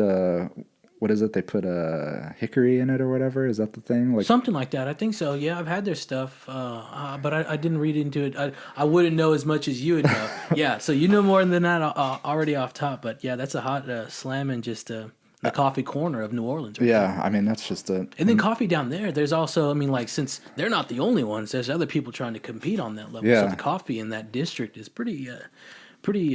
They respect it. Yeah, is that a Jefferson Square or something like that? Is that what it's Jackson called? Square. Jackson Square. There you go. That's just a crazy. I mean, it's in the middle of so much history, right? Like a lot of art out there. Shout out to fucking Reggie Ford. Hopefully, he's going to be on Volume 3 of the podcast. He's an artist that stands out on Jackson Square every day selling his art. Cool. Yeah. I mean, it's crazy. There's so much history there. New Orleans is awesome. Yeah. Yeah. Excellent. All right, so let's talk about the market. So you do this. Tell us where, and then tell us like how long, when did it start, and who it's with as well. We're gonna talk about. Cool. Yeah. So that's Mercado Sin Nombre. I guess like a nameless market in English, and it's an idea that me and my partner Jonathan Barraza, we met in El Paso. He's a brewer at Independence Brewing right now. We had this idea like going on 5 years now, back in El Paso, and then reconnected since I moved back, and we were just like, let's see what we can do. So right now it's in the form of a pop-up at the downtown farmers market, which is on like Guadalupe and 4th. Okay. We're there every Saturday from 9 to 1, and we're doing fresh corn tortillas and aguas frescas. And the idea is sort of the same as what I'm talking about with the coffee. We highlight things that we're very interested in Mexico, from Mexico. So right now we got these blue and yellow corn tortillas, and we nixtamalize it, which is the process of getting it to be edible from the way corn is grown. How'd you learn how to do that? Reading books, actually. I think from that art history, it kind Yeah. of funneled me to Mexican history, Mesoamerican history, and took like 4 classes on pre-Columbian art and architecture. And you start to realize how much importance they placed on corn. Yeah. You know, Yeah, corn is huge. or like the Corn volcanic is king. stones that can process it so that it can become a tortilla. Yeah. And I just loved it. I found one of those volcanic stone tools like in my grandma's garage, and I asked about it, and she said it was her great grandma's from Mexico, and it was just chilling there in a box. I was like, "Can I have it?" And started doing a bunch of research on it, and just learned everything I could, and what nixtamalization was, and what's what with corn. It's that continuation of the story for me, you know, like learning about my background and introducing it to other people. I think there's probably a lot of people like me in Austin who have that culture in their background, but maybe aren't familiar with it. And it'd be cool to take them on the journey with me as I learn, sell them that. Y'all are doing some big shit, man. And yeah, I haven't even highlighted the Agua Fresca venture. Like what? So that's liquids. You're a huge culinary guy, all right? So that's it right there. There's a major appreciation in comida, in the culinary backgrounds. And I was also thinking this morning, have y'all thought about like a little one-off paletas? What do you think about that? Yeah, for sure. Yeah, definitely. We're going to get a little mini fridge and just have some specialty paletto sort of things. There's like so much shit with like branch offs that you can do that will bring fucking enjoyment to someone that wants to have this tortilla. So blue corn, come on, you know, blue corn is fucking, that's it's awesome. hot. And then you can, the agua frescas and the juices you're creating, they're not they are, I don't want to say they're not traditional, but they have a nice just twist on them. Definitely. Talk about those. You're doing the jicama, you're doing the fucking or not jicama, the jamaica, you're doing the fucking horchata as well, horchata negra. Yeah. So I've never even heard of that. yeah, we got that from a homie in El Paso. Shout out Slow Goblin out there. Yeah, that's kind of our thing behind it. Like we chose the name and the whole aesthetic for it because we didn't want to like pigeonhole ourselves. Yeah. So if you're a mercado, that's everything. You can find anything in a mercado. There's happiness, there's sadness, there's popsicles, there's corn in a cup, whatever. And that's what we wanted. And that's then cool. You add like the no name element to it, and we can be anyone, be anywhere. And part of that is, you know, adding a twist on something that's recognizable and familiar. You know, there's the traditional, but then we make it horchata negra to add that little twist. And we just do that by doing some toasted black sesame seeds. But it really just enhances some of the other stuff that's in there. And it's on draft as well. Yeah, it's on nitro draft, so it's super creamy.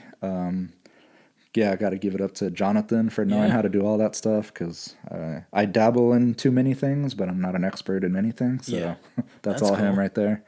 But for sure, paleta, same sort of thing. We'll do whatever, like a piña, and add some weird seasoning on it or whatever.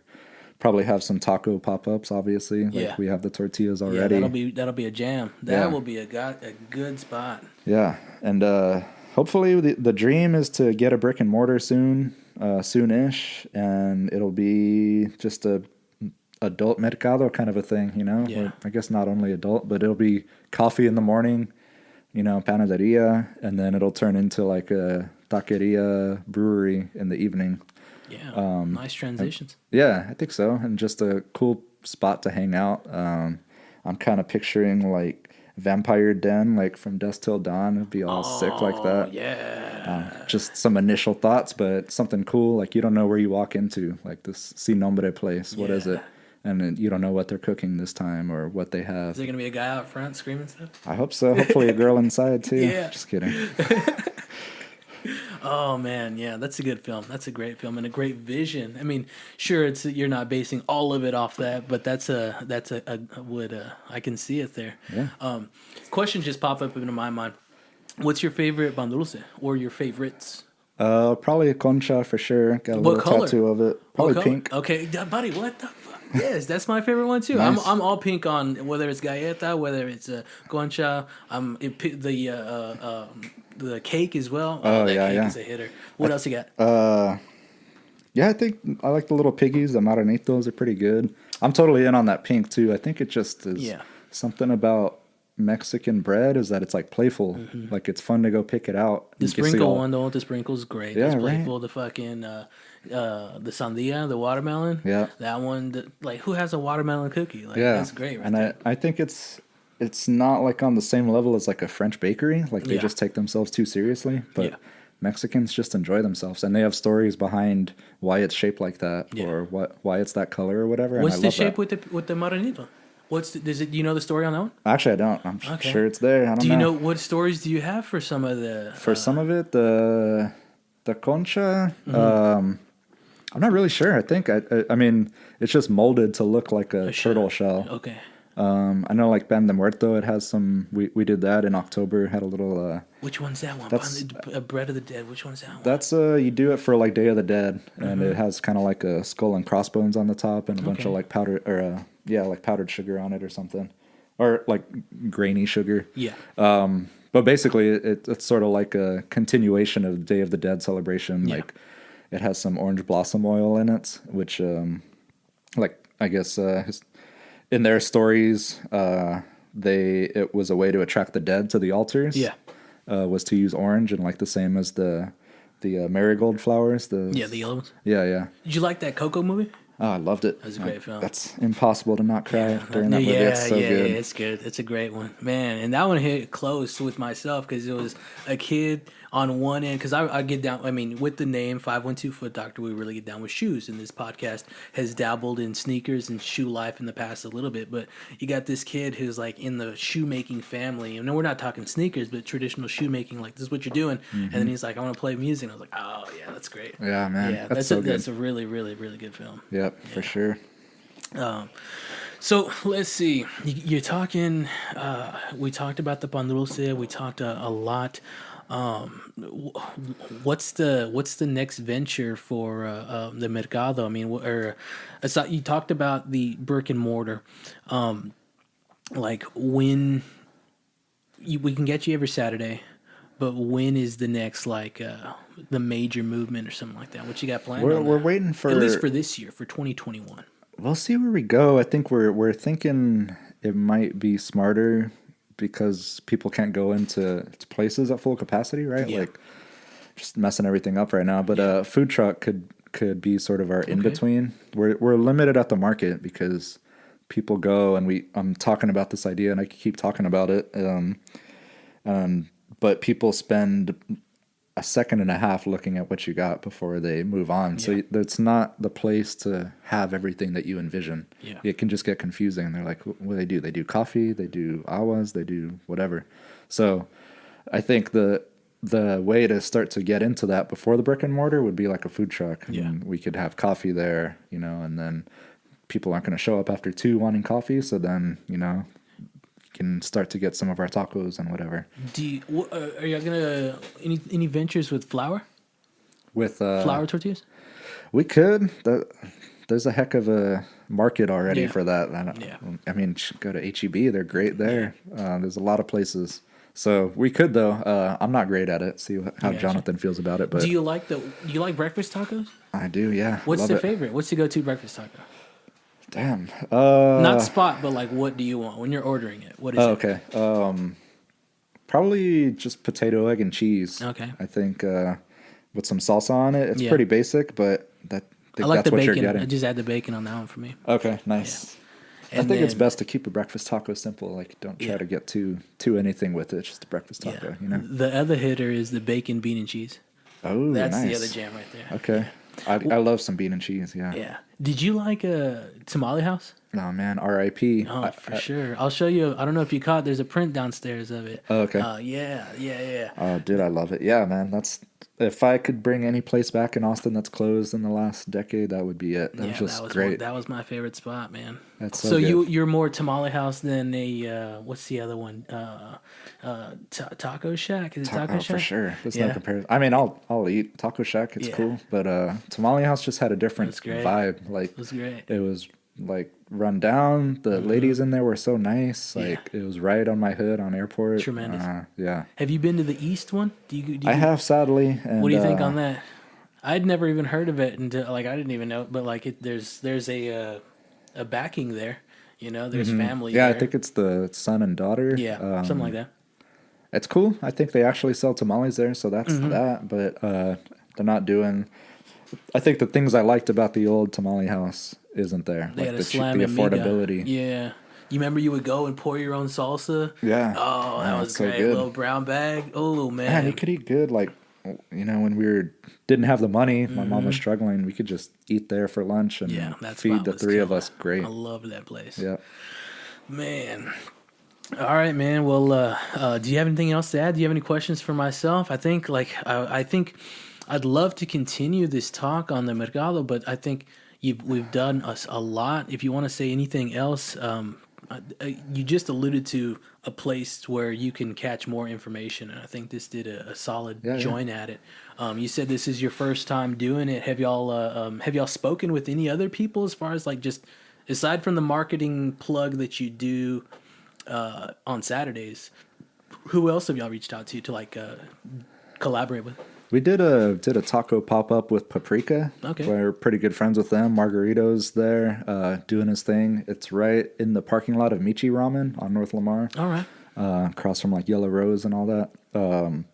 They're doing great stuff. I really think he's got one of the best tacos in town. We provide him with some tortillas, and Yeah. he did a carnitas taco with it.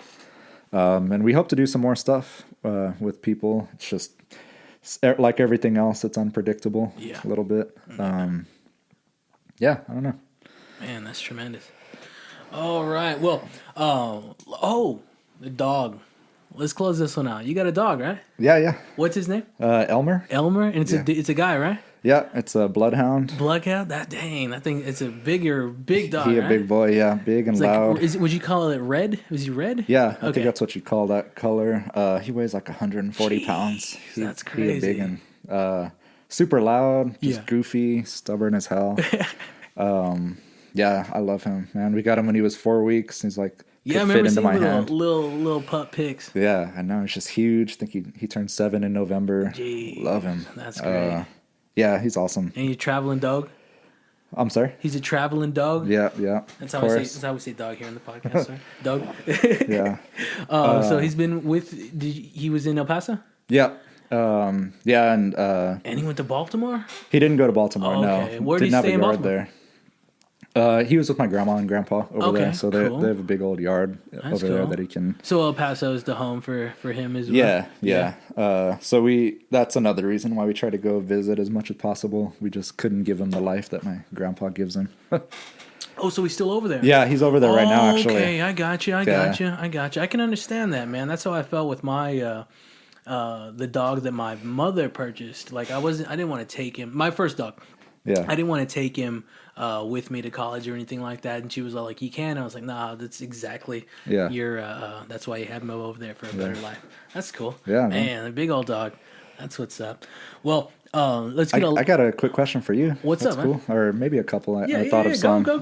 I was going to see. So I didn't know you were doing the podcast thing. I think it's new for you, right? Yeah. And started in September. Yeah. Is what you were saying. So in that realm, or production sort of voice realm, who are you inspired by? Well, Maybe it doesn't have to be podcast. I guess it could be TV or anything. Yeah, on the local level, you would think I would say and I'll say him last. So the local level, Dudley and Bob with Matt. Do you know who they are? KLBJ. I think I used to listen to it. Yeah. KLBJ radio guys, I love them. I get a lot of influence from them. I've been to their studio. I sat in on one time where they called it the Audience of One. So every Friday in the past, they would not now, they don't do it anymore. When they were in the mornings, they're in the afternoons now. But in the morning, from like their show was 6 to 10. And I went in there once and I was just Audience of One. You sit in the corner and you check it out, and it's fucking, I dug it. Yeah. Loved it a lot. Loved the whole just like experience with it. They would do these not parties, but they would do little Halloween things and Halloween broadcasts and podcasts at Cap City Comedy. Mm-hmm. So you ever been there? I did before. I don't remember. Damn, it's one dude who passed away. Ralphie May, Brody Stevens. He was a younger dude, and he passed away. Like, damn, had black hair, kind of always angry. I can't think of it. It'll pop into my head. That was the last guy I saw, maybe like 2009 or something. Okay.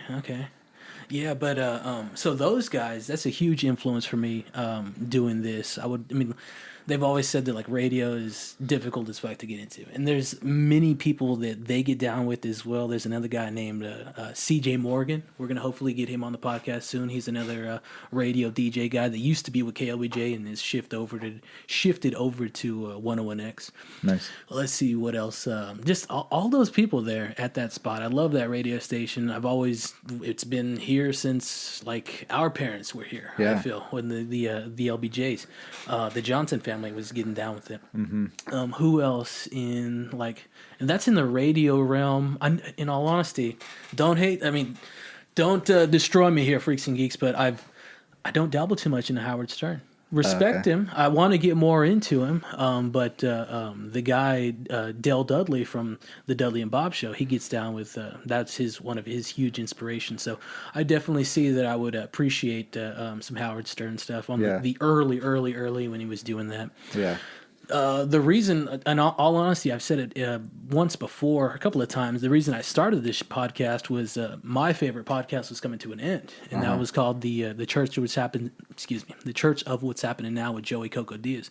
There's a shot of him right above on that Wu-Tang one. Yeah, so that's him right there. He had a podcast that ran from like I want to say 2012 to last August, so 2020. And that's the guy who I was listening to podcasts for forever, and just to have that section of his podcast come to a closure. Like I started this one the same day he started his. Nice. back when. So I think that's the big push that got me into it. The recording background comes from just like the study of music in college and stuff like that. I was always dabbling, whether it was in a recording booth or whether it was just on a phone, just thinking of stuff. But that's another influence. Let's see. For some reason, I don't know. Do you know Michael Rappaport? Yeah. He still has a podcast. I would go and see his live stuff a lot. Got to chill with him quite a few times during South by Southwest. Actually, sit next to the guy and partake in stuff, whether it was libations or whether it was small fires or whatever. Yeah. Man, he's a funny dude. Yeah, love him on Instagram. Yeah. He's great. But who else, man? Podcasts. What else I got on podcasts? Well, the Sopranos one's definitely something I go to. This one guy here, I don't know if you've seen this one. He's Tony Hinchcliffe. He's a huge influence. He does a comedy show every Monday night. He looks like the Joker, and he's the one next to it too. Okay. Yeah. So he's a comedian from California, and I've been listening to following him. That was rabbit hole from the Joey Coco Diaz one. Nice. So that introduction, and then that leads to the Rogans, the influence there. There's definitely he's I dig on his stuff. But I think the root of it is in broadcasting and getting like a message across would have to be in KLBJ, nice, Dudley and Bob, the radio, cool. The radio roots in the city, Yeah. But then the push with all the others. So okay, I was watching The Twilight Zone last week. Love it, like the old school ones. Yeah, and Rod Serling's the man, really. Like, he's great. His voice and like the way he tells a story, like I can so definitely succinctly. see there's a little bit of it. Like I love that the intro, the approach, the storytelling of it. Yeah. Well, I mean, I like that. Yeah. Yeah. Do you have a favorite episode? That book one is awesome. It's the guy who just loves to read, and I don't know what he is. He works at a bank or something like that. I don't know if I remember that one. Oh, it's classic. Yeah. He's just being like told to work, like he's just a working man. All he wants to do is read, like sit down with the classics, and he gets locked in the vault at the bank that he's working at. Yeah. While something goes down that ends the world, basically. Like he gets out of it. He like fell asleep or something on the job. Oh, he was in there because he was reading a book. He just wanted to escape. He comes out and the world is just in rubble. I don't know, somewhere in New York or something. And he's like, oh, damn. So he's just wandering around, like figuring out what to do, like having an existential crisis. And then he sees the New York Public Library. I think I remember that one. I think I remember this one. And every book in the world. And he's just so happy. He's like, finally, I have time to read. And then he leans over and his glasses fall and break and he can't read. Yeah. And it's just like, the worst, man. Yeah. Like that one just, you don't have to get like too sci-fi for it to just like, for you to relate to it. And we're all like just working men wanting to do things that we want to do, and just, it just hits. It's good. That's a great show. Do you like the Jordan Peele take on it? I actually recently? don't know where to watch it. Is that on Hulu or something? Because I don't have like cable, but No, I it would want to be watch it. CBS. It's on a mainstream, like I don't know, whatever outlet I'm sure. I think you can get. We're gonna stop the plug on the CBS for the moment because they never give me the fucking football games that I want to watch on my outlet. But Too busy showing the Texans instead of the Steelers. exactly. So you go check them out, but they do have an online thing, and they have that. But I think that's the only place you can get it because they got the whole lock on that. But so what about Freaks and Geeks? What's your favorite episode of that? Man, I love a pilot. Like I said, I love a pilot. Yeah, I mean that one's classic. So good. I can't recall all of them. I've seen it at least twice, but man, the pilot it's so short to talk about just one. It's all of them for me because it's so like beginning and ending. Boom. Yeah. Like, and the pilot is great, like with the sticks at the end of the first episode, and everyone's introduced to you. I love it. I saw, maybe it was like my sophomore year in high school. They had like a marathon of it at the Alamo Draft House, and they showed all of them, and like some of the actors came and everything. Most of them were already famous by then, so like they didn't have the Franco and Seth Rogen and whatever, but got some other people on there. It was awesome. It was like all night long, just watching Freaks and Geeks. It was great. That's excellent. Yeah, you were really the one that put me on that as well. I didn't get down with it when you were jamming it. I was like, what the fuck are you watching? It was like Freaks and Geeks. I was like, all right, whatever. That's kind of sort of something we can't relate to. Like it's in the 80s. Like, like our parents would for sure get into it. That's their era. But now, it's a jam now. Yeah. I just, that's a great production, and just cut off just like that. Just boom. One shot, one story. Yeah, man, too early, but a lot of careers were launched with it. And and I love seeing all the careers that were launched by it. Yeah, they're tremendous. You don't want to go and mess up anything like that. Like, there's no need for a movie or anything. It's done. It got... Wish it had more, but you can appreciate it on that level. That's a heavy hitter one for me. Yeah. I got one more if that's cool. One more quick. Go for it, man. What so we both from Austin and moved and whatever and came back. What do you? I don't want to like just simplify the city, but how are you feeling about it, or where do you think it's going, or how much you think it's changed or whatever? It's changed a lot. It's going to continue to change. It'll never be what it was between those years that we were getting down with it. You know what I mean? Yeah. And you and I went. You go out west, I go out north a little bit, and we stay there for some times. You venture out a little bit more. You venture in different directions, and then you come back, and it's like, well, you changed as well, but the scene changed. It has technology has really hit it, but technology's hit anything, That's technology, I feel, is why there's so much change occurring so rapidly now, because it's just like pick that up, do that, order that, get this here. We can do it instantly. And but a lot of buildings going up. Downtown is just something. I don't like the ends to things that we'll never get back when it's the food stuff or the buildings being inhabited by different people. You know what I'm saying? Like now, just to call back to OG Toy Joy. Yeah, Toy Joy on the drag shoe store. While I love shoes, that's Toy Joy to me. Yeah. And I've been in there. I liked that shoe store when it was at a different location, but like, that was Toy Joy, to my house as well. It's a different spot, and like we'll never get that again. And there's a lot, especially now with this whole thing, but even previously, it was just building up to that and just shutting them down, and put in, this, that, or the other in it, or a high rise. It's just, yeah, it's tough. Yeah, I think so. Yeah, but it's ever changing. I hope the best for the. When we get back going, which has got to be soon here, Freaks and Geeks. It's got to be soon that we get to do what we do what we've been known to do. Get out there and utilize the city and run rampant and be people, not be dwellers Yep. like some want us to be. Yep. But when it all gets rolling again and bouncing off, I think the food's going to be hot. The food has always been hot. What you're doing is tremendous. It's got roots in the city as well, but it's got roots in who you are and what you've learned outside of that. So this whole they're trying to build a rail system. Hopefully that goes well. I've been downtown recently, and while it's it needs a scrubbing, definitely.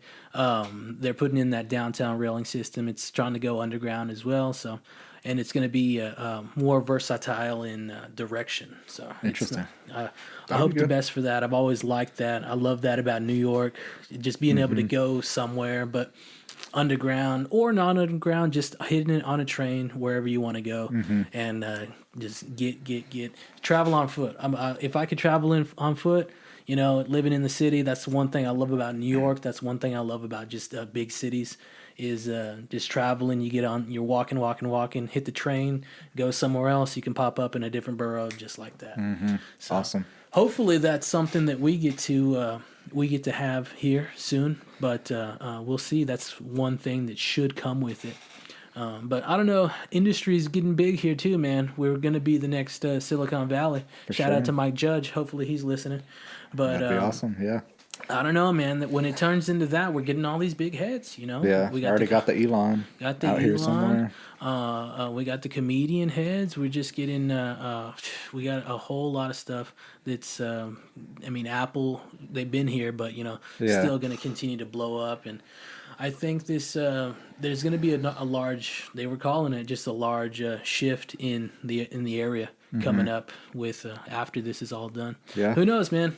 Like we said, this episode drops on a day of change. By the way, it drops on today. We got the whole changing of the guard with the presidency and stuff like that. So it's going to be the next few episodes or whatever comes in the future. It's a huge change. Yeah.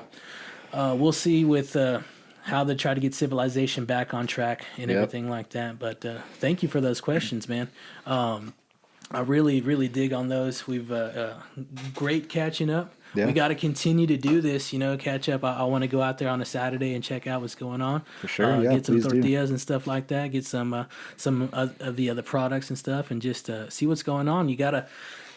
I don't know how much you thought you were an influence on myself, but when it comes to a lot of the stuff, just looking around, there's I don't know if you can gather anything, but definitely bringing up the Kubricks, bringing up the films, bringing up the arts and stuff like that. The music guy, that's awesome. Just a huge influence. So thank you very much. I'm glad you were able to come in here and sit down and share with the Freaks and Geeks about the Mercado and share with your thoughts, your philosophies, like you said, and your practices and stuff like that. So. Close it out. Tell them where they can find you, and I'll plug all this stuff in the description as well. But where can we find yourself? Where can we find your co-partner in Mercado Sin Nombre? And just also shout out anything you want to as well. Cool. Well, thanks for having me. It was awesome catch up, and it's like picking up on same foot. Really, it was great. Check out Mercado Sin Nombre. Right now, we're at the SFC Downtown Farmers Market, which is Saturdays 9 o'clock to 1 o'clock. 4th and Guadalupe. Got some fresh tortillas by the dozen. They're delicious. Got some aguas frescas, and you can find us on Instagram at Mercado Sin Nombre. Buy some coffee at our website, mercadosinombre.com. And I think Instagram's the best way to see where we'll be popping up next, Nice. What we'll be featuring soon.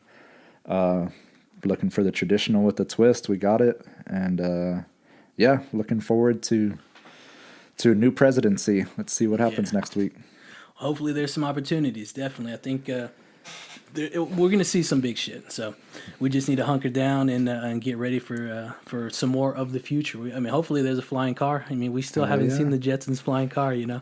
Maybe that's not the future for us. But all right, man. Well, stay back just a little bit. I want to close this one out for the Freaks and Geeks really quick. We're gonna try and get this one all wrapped up. Well, Freaks and Geeks, that's all she wrote. Once again, I want to thank my guest, Julian Maltby, for joining us live in the studio Live for Death. And, buddy, I had an amazing time. Like I said, it was great catching up with you. It's been a hot minute, man. And I hope we can continue to do this. But thank you for sharing all that information. Freaks, and everything that you do is very interesting. And it was just a solid conversation between you and I, just sharing. And that's how our friendship and relationship started, bud, was sharing. And now we're doing it fucking multiple years down the line, continuing to share and exchange belief, exchange practices, and exchange what brings us joy. So keep it up there, man. And Freaks and Geeks, definitely go support him. Go support him and what he does. Go follow him at Julian Maltby on Instagram. You're gonna get the tag name in the description. Also follow him at Mercado Sin Nombre. He's got that's one half of that tremendous operation that they've brought to this city and that has grown in the city of Austin, Texas, with him and another individual out there, Jonathan Barraza. So hit them up, Freaks and Geeks. They're doing some amazing stuff. And again, buddy, thank you for being here on this episode. Well, Freaks and Geeks, that's it. That's the end of volume number 2 of the Doctor's Orders podcast with the 512 Foot Doctor. It was a tremendous run. We're still making progress. We're still setting motherfucking goals. The goal is still to this year, like stated in past, maraud into this year and definitely get a solid takeover. Many things to foreshadow and to just to tease that in the future. Next week's episode is going to be just a nice little a reoccurring guest. All right, a reoccurring guest. I won't say who it is, but be ready to enjoy a reoccurring guest, and it's going to be just a nice a free for all chat. So can't wait for that one. That'll be like a little buffer episode until we start volume number 3 of the Doctor's Orders podcast with the 512 Foot Doctor, and that's going to open up episodes 21 to 30. Some amazing guests we have lined up for that one, and I cannot wait. But Freaks and Geeks, let's just go over the guests we've had so far for volume number 2, just so you have some insight and some just a little review. You know what's going on. So episode number 11 was Isidro Vasquez, a big homie out there in Fort Worth doing his music thing. Him and I met in college. That was a great chat that we had. Episode number 12 was with the shoe janitor, and that an excellent guy I've met out there. Definitely appreciate that guy. I have so much appreciation and respect for him and what he's got going on. Hopefully he'll be back on soon as well. Episode number 13 was KD Para. She was, I think she was the first female guest of the show. Holy moly. First female all-featured guest of the show, so that's an honor right there. Episode number 14 was that boy, Bill Stevenson. He is the bassist of the Black Joe Lewis and the Honey Bears band, and he's also the bassist and lead vocals of the band The Blood Pump, so check that one out. We had a green room smoke session, so check that one out. That was with some musicians that came in. We had about 3 different little rotations of guests right in there. So check that one out, Freaks and Geeks. Episode number 15 was with Dave Waite, a funny cat out of he's from Kentucky, and also just has some backgrounds out there in Cincy. But he's doing big and funny things out there in L.A. He's got a little base in the comedy store out there, the OG comedy store out there in L.A. So that was a good chat that we had. Thank you very much, Dave, for doing that one. Also, number 16, that's the lost episode, Freaks and Geeks. We can't really talk about that one. That one, we had to shut that one down, shut the operation down on that one. So Freaks and Geeks, if you got to check out episode number 16, You got it. You got lucky. That was a hot one. Episode number 17 was the second female guest to be featured, a full feature on the Doctor's Orders podcast with the 512 Foot Doctor, and that was Tabby Rodriguez. She's killing it out here in the Austin, Texas art pop-up scene. She's Princess ATX on Instagram, and she is running the show with Draft and Craft, the art pop-up. So that's an amazing cat right there. I really enjoyed that conversation. Episode number 18 was with Joe Hermosa. I do gotta say, Freaks and Geeks, I said nice way too many times on that podcast. So we corrected that. So don't get that misunderstood. We always make corrections and adjustments for the next episode. But Joe was an excellent individual, an excellent guest to come in here. We did that one at the Green Room out in Greenbelt Botanicals on South Lamar.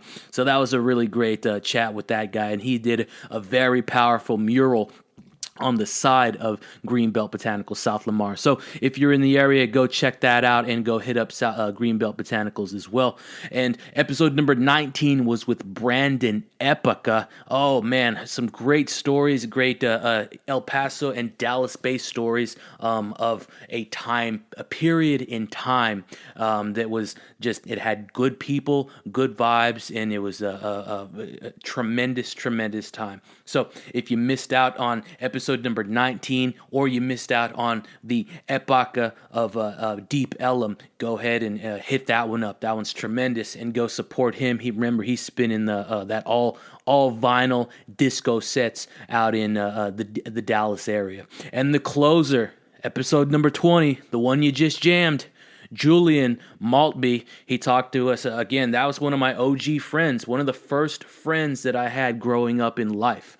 And that we're talking early school, buddy. I want to say, Freaks and Geeks. I want to say like pre-K, same elementary school. Just we just collabed. We got together right there, and it was a mixing pot. So really respect that guy. I really appreciate the bonds and the conversations and the lessons that I've got to learn from him. So go follow all of those guests, Freaks and Geeks. Don't forget the ones from volume 1. Episodes 1 through 10. Look forward to that. Also, Freaks and Geeks, definitely look forward to some more reoccurring guests. We got a lot of people to bring back, and also some new ones. So that's huge on the Doctor's Orders podcast with the 512 Foot Doctor, that like I said, we're always trying to do bigger and better things on the next run. Make adjustments. See what's good. See what we need to touch up on, and see like what fucking word I say way too much. All right, started off with for sure. There was with that said. So the whole list of these just horseshit terms that I said way too much, and I that's one thing, made that adjustment. So adjustments every week, adjusting for the Freaks and Geeks, and to have make the next one the best one out there. So you can look forward to volume 3, containing again, we're going to bring some more lady guests, some female guests, some comedians, some artists, some businesses. Let's see. I want to get some podcast hosts in here, and always some friends. All right. Art is going to be at the center of it. Music is going to be at the center of it. Life is going to be at the center of it. Comedy is going to be at the center of it. Everything that just makes life go up and life go down is going to be at the center of the Doctor's Orders podcast with the 512 Foot Doctor, coming at you in volume number 3. So be ready for it, Freaks and Geeks, because it's definitely going to be a ride that you don't want to miss out on. Now let's get into the closing credits. Freaks and Geeks, thank you for listening. And remember, new episodes are released every Wednesday at 6 a.m. Check it out. Do me a favor and go subscribe to the Doctor's Orders podcast on any platform that you prefer, whichever one is your favorite, or if you want to do it on all of them, do it on all of them. But make sure that you subscribe and leave a comment and rate too, because it definitely helps the numbers for the show. All right. Also, be sure to follow me on Instagram at the 512 Foot Doctor, THA 512 FOOTDR, and follow the podcast Instagram at the Doctor's Orders Podcast, THADRSORDERSPODCAST. And remember, please, to please, Freaks and Geeks, tell a freak or a geek about the podcast. Thank you very much to Greenbelt Botanicals for the continuous support. You're going to see some bigger and better things moving on into this year as well. And really, Greenbelt Botanicals, thank you so much. Use that official Freaks and Geeks promo code, all caps, FOOTDoctor15, FOOTDR15, to get you 15% off of your purchase at greenbeltbotanicals.com. Remember, the Doctor's Orders podcast is a life or death studios production. Until next time, Freaks and Geeks, we'll see you on the next one. Don't be late.